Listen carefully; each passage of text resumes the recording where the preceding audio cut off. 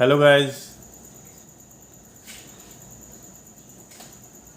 how are you?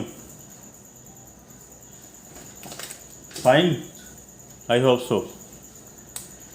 आज हमने करना है हमारी पार्टनरशिप फर्म का last topic, that is dissolution of partnership firm.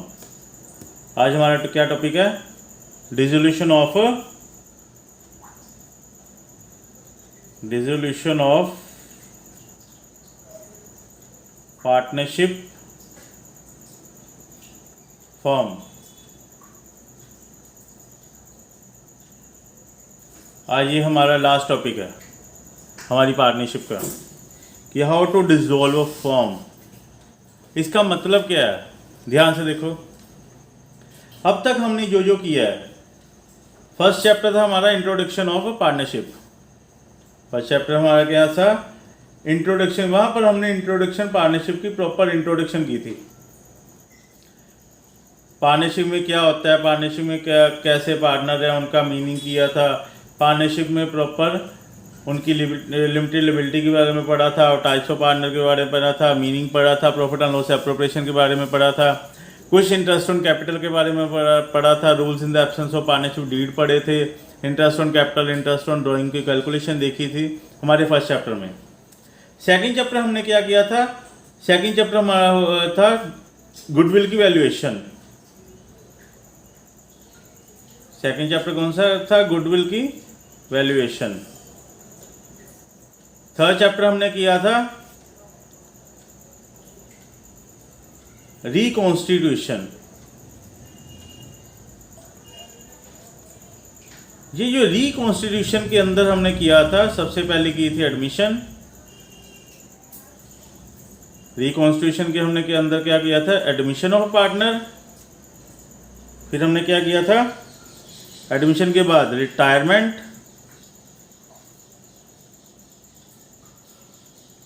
Retirement of A partner,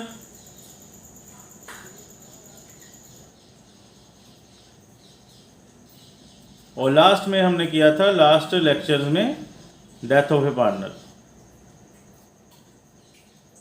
अभी तक जो हमने देखी है, तो हमने पार्टनरशिप में ये वाला सिलेबस कवर किया है। अब इसमें हमने ये किया था रिकॉन्स्टिट्यूशन। और रिकॉन्स्टिट्यूशन में होता क्या है, ये हमने सारा किया था कि change in profit sharing ratio, अगर हमें सपोज कर एडमिशन नहीं हुई, एडमिशन के अलावा भी कोई अगर प्रॉफिट शेयरिंग रेशियो चेंज करना चाहते, वो भी हमने इसी में किया था कि change in profit sharing ratio, change in profit sharing ratio. हमने इसमें प्रॉपर डिटेल में सारे सम किए, कैपिटल एडजस्टमेंट किए हैं, इनकी गुडविल की ट्रीटमेंट की है, इसकी रेशियो कैसे कन्वर्ट होती है, सैक्रिफाइस रेशियो, गेनिंग रेशियो, पूरी डिटेल में कर रखी है। जब हमने ये किया था, इनमें से ध्यान से देखो, इनमें से ये घर करने से हमारा जो पार्टनरशिप में रिकॉन्स्टिट्यूशन का मतलब मैंने क्या समझाया था? रिकॉन्स्टिट्यूशन का मैंने मतलब समझाया था कि just change it, replacement of old into new. Reconstitution का फॉर्म का मतलब है कि ओल्ड एग्रीमेंट को खत्म करके नया agreement banana. Old replacement of old agreement with the new agreement among the partners, कि पार्टनर्स के ओल्ड एग्रीमेंट रिलेशन को न्यू एग्रीमेंट रिलेशन से कन्वर्ट करना, इसी को बोलते हैं रिकॉन्स्टिट्यूशन ऑफ फर्म। अब ध्यान से देखो, अगर रिकॉन्स्टिट्यूशन ऑफ फर्म पार्टनरशिप में चलती है, यहाँ पर अगर कोई एक, इनमें से रिलेशन चेंज होते हैं। क्या चेंज होती हैं? सिर्फ रिलेशंस। ध्यान से, इसमें सिर्फ रिलेशन चेंज होते हैं। हमारे जो इस चैप्टर, जो न्यू चैप्टर से स्टार्ट होने जा रहा है, इसको ध्यान से ये वाली थ्योरी समझोगे तो इसको सारा प्रैक्टिकल वर्क तभी पता लगेगा। It's very important point of view, practical point of view से और थ्योरी पॉइंट ऑफ व्यू, दोनों पॉइंट ऑफ व्यू से ये वेरी वेरी इंपॉर्टेंट चैप्टर है डिसोल्यूशन ऑफ फर्म। इसकी थ्योरी ध्यान से समझोगे तो पता लगेगा कि इसको चैप्टर में कैसे हैंडल करना है। That's very easy and separate from all the chapters done before. जो पहले अभी तक हमने चैप्टर कर लिए हैं उससे सबसे इजी है, और पहले जो हम कर चुके हैं उससे सबसे इजी है और अलग है और सिंपल चैप्टर है। सिर्फ एक ही इसमें मेथड यूज होना है और माइनर थ्योरी है जो हमने करनी है, जो हमने करनी ही करनी है। अब ध्यान से देखो, अब इसमें हमने रिकॉन्स्टिट्यूशन ऑफ फर्म जब की थी, रिकॉन्स्टिट्यूशन ऑफ फर्म में ये हमने किया था कि पार्टनर एडमिट होता है, रिटायर होता है, डेथ होता है, या वो प्रॉफिट शेयरिंग रेशियो चेंज करना चाहते हैं। प्रॉफिट शेयरिंग रेशियो अगर चेंज करना चाहते हैं तो उनकी ओल्ड एग्रीमेंट न्यू एग्रीमेंट में कन्वर्ट हो जाता है, पर काम तो नहीं ना रुकता, काम उनका एज इट इज चलता रहता है। अगर कोई फैक्ट्री का चला रहे हैं, फैक्ट्री चलती रहेगी, कोई मॉल चला रहे हैं, कोई शॉप चला रहे हैं, वो एज इट इज काम चलता रहता, बिजनेस हैम्पर नहीं होता, business as it is running mode में चले तो चलता रहेगा। अगर सपोज करो उनमें कोई कॉन्फ्लिक्ट पैदा हो गया है कि वो एक कहता मैं लगातार काम करता रहता, तो मुझे सैलरी चाहिए, वो कॉन्फ्लिक्ट की वजह से शटर थोड़ा डाउन कर देंगे, काम एज इट इज चलता रहेगा। लेकिन ये जो हमने रिकॉन्स्टिट्यूशन ऑफ फर्म किया था ना, यही हमारी, इसी को हम बोलते हैं डिसोल्यूशन ऑफ, ये चैप्टर से, ये अभी मैं चैप्टर के पॉइंट ऑफ व्यू से नहीं बोल रहा, ये सारा पुराने वाला ही करवा रहा हूं, इसी को बोलते हैं डिसोल्यूशन ऑफ पार्टनरशिप, इसको बोलते हैं डिसोल्यूशन ऑफ पार्टनरशिप। मैंने डिसोल्यूशन ऑफ पार्टनरशिप लिखा, फॉर्म नहीं लिखा। सिर्फ पार्टनरशिप की डिसोल्यूशन का मतलब है कि old replacement of old agreement into new agreement, but there is a continuation of work, closing down of work is not valid here, कि हमारा closing down of business is not done here, यहां पर business close down नहीं होता, business as it is running continuation में as it is चलता रहता है। Just there is a minor confliction, इसमें क्या होता है, minor confliction, just minor alteration होती है in the relations, in the old relation will be replaced by the new relations, कि ओल्ड रिलेशन चेंज होकर न्यू रिलेशन में बदल जाती हैं, रिकंस्ट्रक्चर्ड हो जाते हैं, रीस्ट्रक्चर्ड हो जाते हैं, और इसी को हम रिकॉन्स्टिट्यूशन भी बोलते हैं और डिसोल्यूशन ऑफ पार्टनरशिप भी बोलते हैं। इसमें ये होता है कि सिर्फ पार्टनरशिप का, उनका पार्टनर्स का आपस में रिलेशन है, जो आपस में एग्रीमेंट है वो चेंज होता है, उनकी प्रॉफिट शेयरिंग रेशियो चेंज होती है, work will done as usual, work as it is चलता रहता है। लेकिन partnership, dissolution of partnership form में क्या है, डिसोल्यूशन ऑफ पार्टनरशिप फॉर्म में क्या होता है, क्लोजिंग डाउन ऑफ बिजनेस, यानी कि रिकॉन्स्टिट्यूशन और डिसोल्यूशन ऑफ पार्टनरशिप सेम है। अगर हम इसकी बात करें तो dissolution of, there is a wide difference between dissolution of partnership and dissolution of partnership firm. Dissolution of partnership and dissolution of partnership firm, there is a wide difference between them, इन दोनों में बड़ा difference है। According to the Indian partnership act 1932, उनमें wide difference create किया है दोनों में, dissolution of partnership and dissolution of partnership firm. Dissolution of partnership में सिर्फ, मैं पहले बता चुका हूं, डिसोल्यूशन ऑफ पार्टनरशिप में सिर्फ एंड सिर्फ there will be only old replacement होती है। किसकी रिप्लेसमेंट होती है, रिप्लेसमेंट होती है किसकी, old agreement into new agreement, old agreement into new agreement. सिर्फ सॉरी, कि जो हमारा old agreement among the partners है वो जस्ट रिप्लेस्ड होता है बाय न्यू पार्टनर।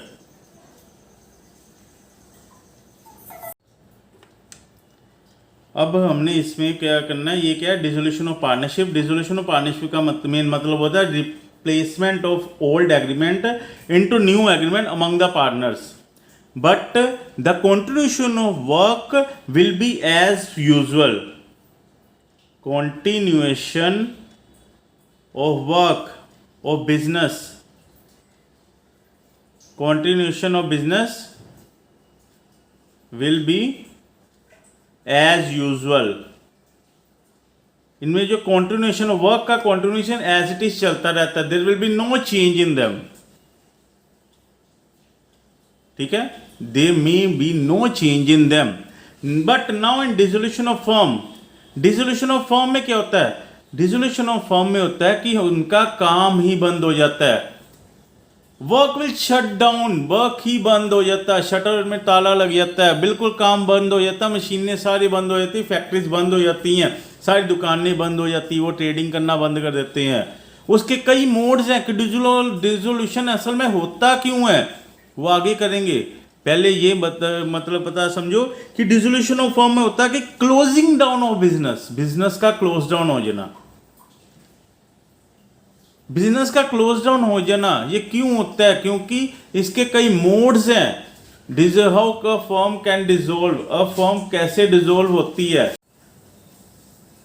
इसमें काम ही बिल्कुल ही शट डाउन हो जाता है। There will be closing down of dissolution of partnership firm का मतलब है it is what, it is closing down of business, closing down of business, business का ही खत्म हो जाना, बिजनेस का बिल्कुल ही बंद कर देना, फंक्शनिंग बिल्कुल खत्म हो जाती है। ये क्यों होती है, इसका मोड्स क्या है, ये हम अब आगे करेंगे। इंडियन पार्टनरशिप एक्ट के अकॉर्डिंग प्रॉपर इनके और डिफरेंस में क्या होता है, डिफरेंसेस में ये तो हमारा एक हो गया इनका मेन डिफरेंस कि it is a replacement of old agreement into new agreement without hampering the work, work will be continues as usual, but in here it is a closing down of the business. ठीक है। Second क्या है, अगर मान लो कि dissolution of firm, अगर dissolution of partnership होती है, डिसोल्यूशन ऑफ पार्टनरशिप से डिसोल्यूशन ऑफ फर्म नहीं होती, लेकिन डिसोल्यूशन ऑफ फर्म से डिसोल्यूशन ऑफ पार्टनर का कंपल्शन है, यानी कि इट इज नॉट यानी कि डिसोल्यूशन ऑफ फर्म से it do not affect the, it do not mean dissolution of firm, इसका ये मतलब नहीं है कि फर्म डिसॉल्व हो गई है। ठीक है, लेकिन अगर फर्म डिसॉल्व होगी तो पार्टनरशिप में उनका रिलेशन खत्म होगा ही होगा, यानी कि it necessarily mean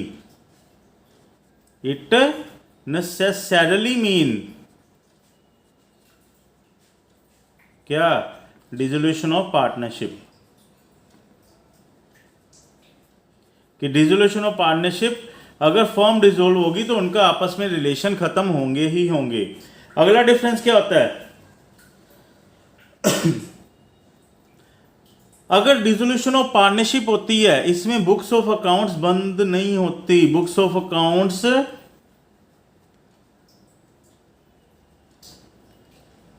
note close down, not closed, just माइनर्ड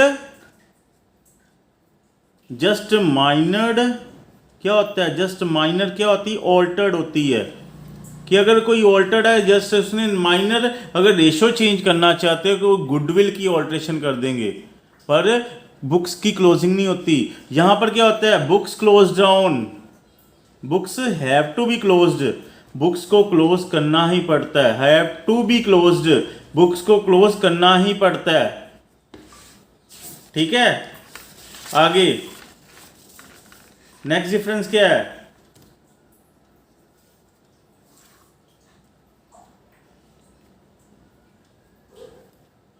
ये क्या होता है, it is what, it is voluntary in nature, voluntary means to see अपने आप करते हैं, as not affected by, not ordered by court, not ordered by court, कि ये जरूरी नहीं है कि कोर्ट ऑर्डर करेगा तो नहीं है, पर ये कोर्ट के ऑर्डर से हो सकती है, इट मे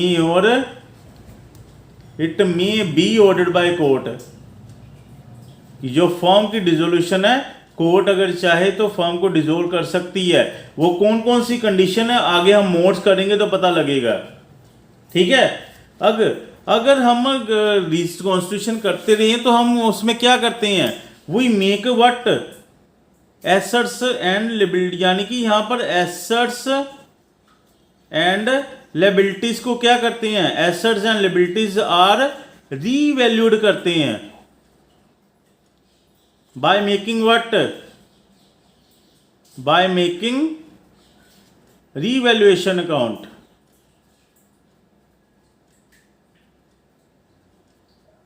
ठीक है, बाय मेकिंग रीवैल्यूएशन अकाउंट। लेकिन इसमें assets and liabilities,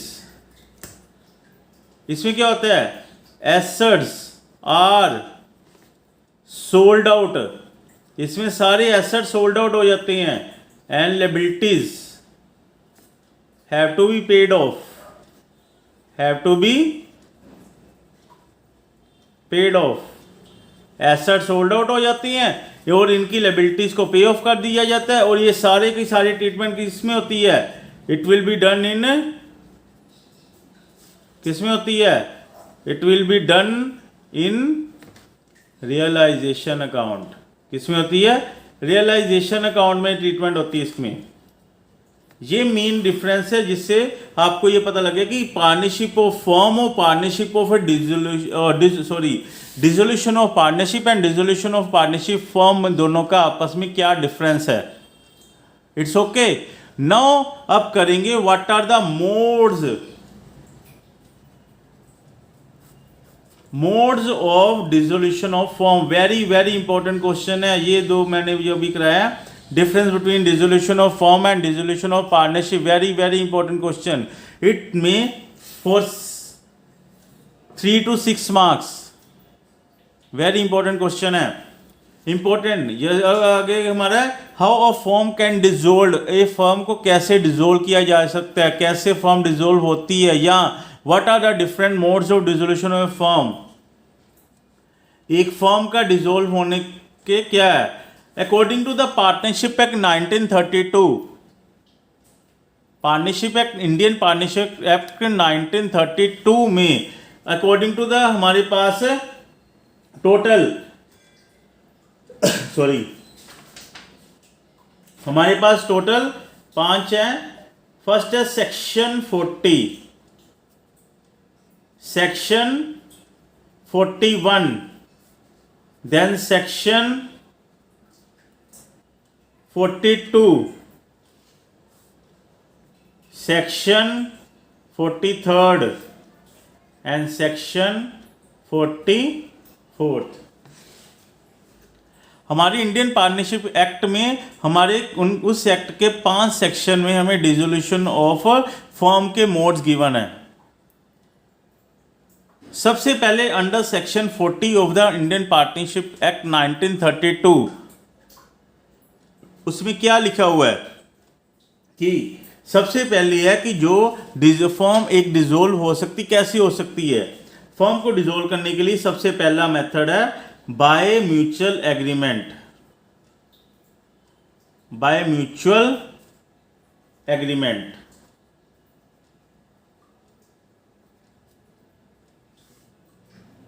bye mutual agreement यानी कि अगर पार्टनर ही चाहें कि all the partner agree to dissolve the firm, they can do it, वो ऐसा कर सकते हैं।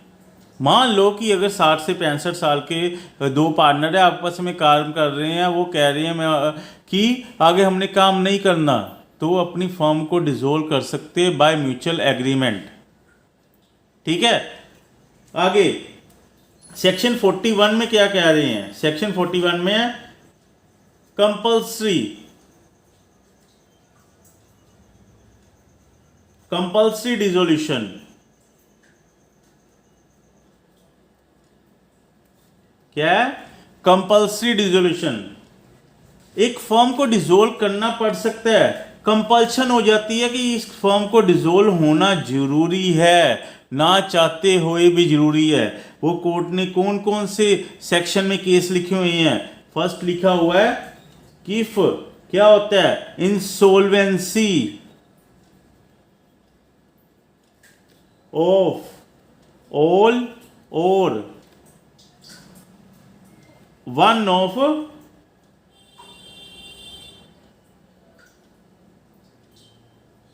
ऑल और वन ऑफ पार्टनर। अगर सारे पार्टनर डिसोल्व हो जाते हैं, यानी कि सारे पार्टनर इंसॉल्वेंट हो जाते हैं, या कोई एक पार्टनर इंसॉल्वेंट हो जाता है, उस केस में भी there is a compulsory dissolution of firm को डिसोल्व करना पड़ सकता है। सेकंड क्या है, अनलॉफुल बिजनेस, अनलॉफुल बिजनेस, वो जो काम पहले से कर रहे हैं अब वो अनलॉफुल हो चुका है, सरकार और गवर्नमेंट की नज़रों में लीगल नहीं रहा, अनलॉफुल रह चुका, लॉफुल नहीं रहा, अनलॉफुल है, उस केस में भी कोर्ट रिस्ट्रिक्शन लगा सकती है, कंपल्सरी रजिस्ट्रेशन जरूरी हो जाती है कि ये अब अनलॉफुल है, ये आप नहीं कर सकते। ठीक है, आगे सेक्शन 42 में क्या लिखा हुआ है?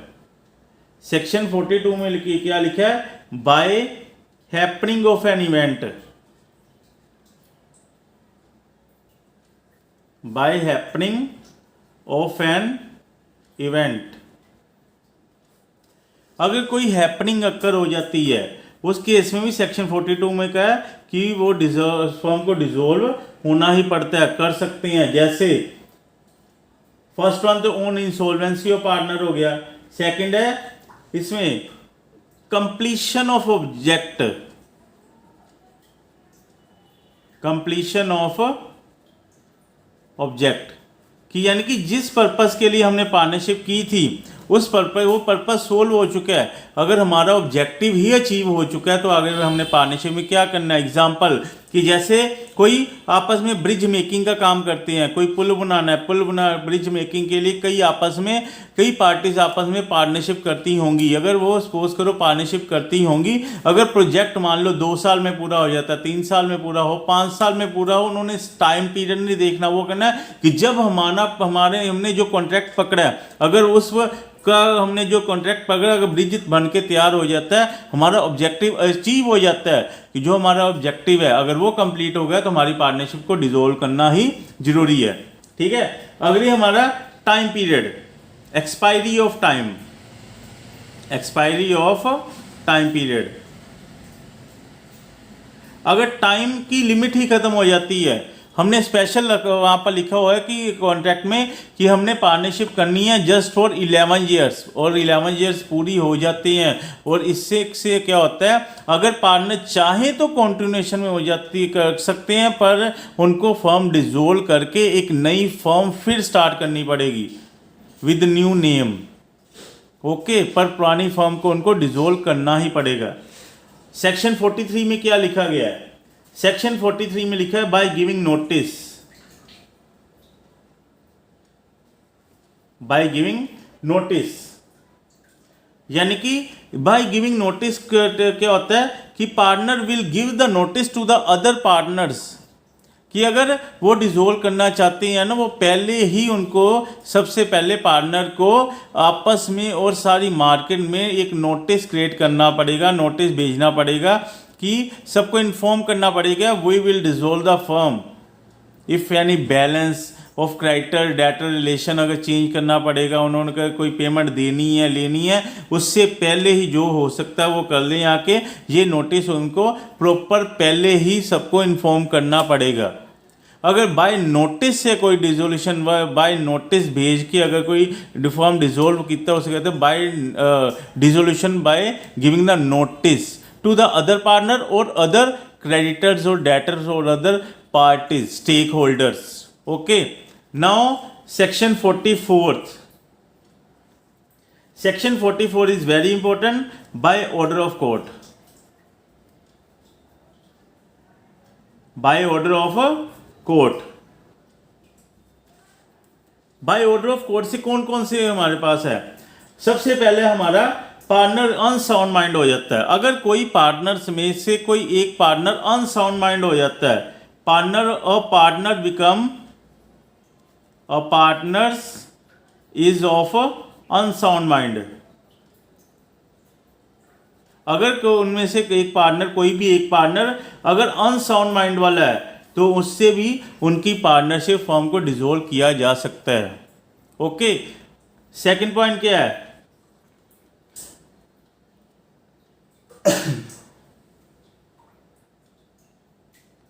अगर कोई पार्टनर जो स्यू कर दे कि एक पार्टनर अगर स्यू कर दे कि कोई और पार्टनर डिसेबल हो चुका हुआ है, if a partner become disable to do his duty, become disable to do is duty. मान लो किसी पार्टनर का अगर सपोज करो एक्सीडेंट हो जाता है, उसकी लाते चल जाती हैं, या उसकी हाथ पांव कोई हो जाता है, वो बेड पे चले जाता है, वो काम करने के एबल नहीं रहता, तो दूसरे पार्टनर जो जिसने सीयू किया है, अगर उसको छोड़ के अगर और पार्टनर कोई डिसेबल हो जाता है तो उससे भी फर्म को डिसॉल्व किया जा सकता है। अगर मान लो कि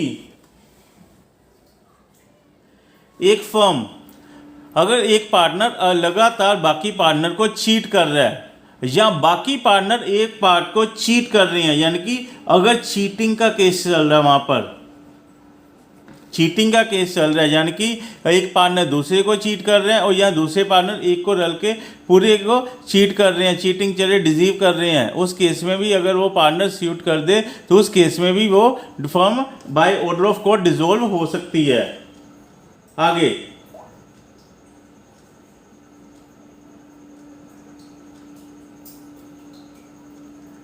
अगर कोर्ट लगातार एनालिसिस करके ये देखती है कि एक फर्म, पर्टिकुलर फर्म लगातार काम करने के बावजूद भी do not carry out the business at A profit, वो लगातार काम करने के बावजूद भी लगातार लॉस में ही जा रही है, तो वो कोर्ट स्पेशल ऑर्डर दे सकती है कि you will shut down the business if you are not getting a profit.